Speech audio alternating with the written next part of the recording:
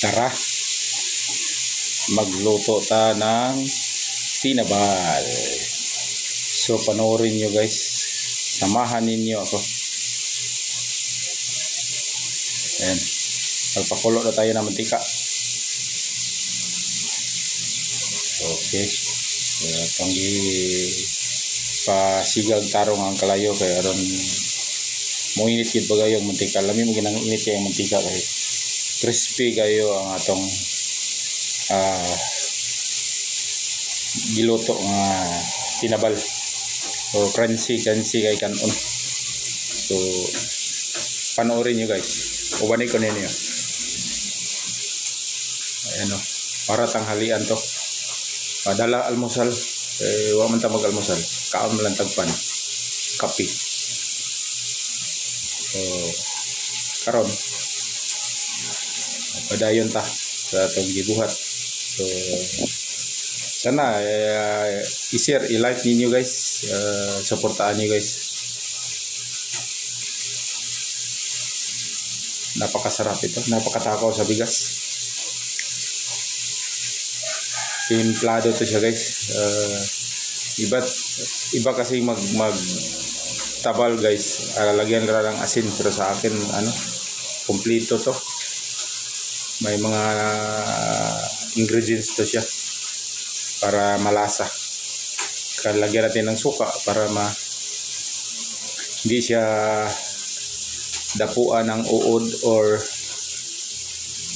yung langaw or ba. Tapos tawag ito, nilagyan natin ng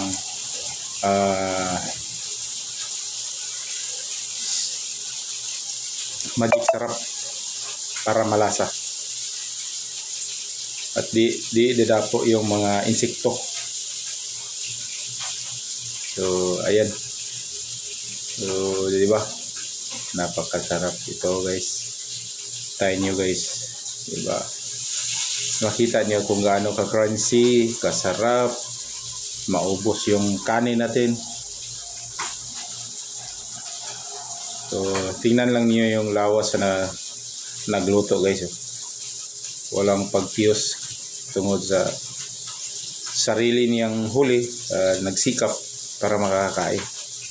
Hindi nag-aasa sa ibang tao. Diba? So ganun yun. Yun, nilagyan na natin guys para makain na din tayo.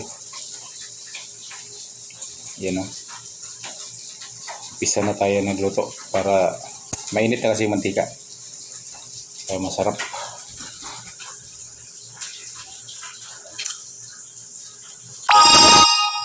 So yan guys, so start na tayo. Nilagyan na natin ng first group para makapagkain na tayo. Ganoon naman talaga ang natin dito guys, kain na. Kahit basta pag nakaluto tayo, kakain tayo. So nandiyan na. Ayan o. Crunchy. Bilis. Yan o. Kamayan. Ayan. Takaw nga sa bigas. Di ba? Kita niyo, takaw sa bigas yan kasi walang masayang dyan, pati buto kakainin.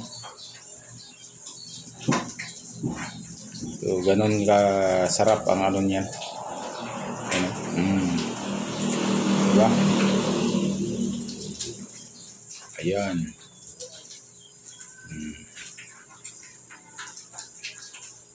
Yan mo makikita gaano kasarap yung kinakain niya. Tingnan niyo yung kain niya guys, na nakikita yung butas sa ilong dahil sa sarap. Pati buko, walang sinasanto.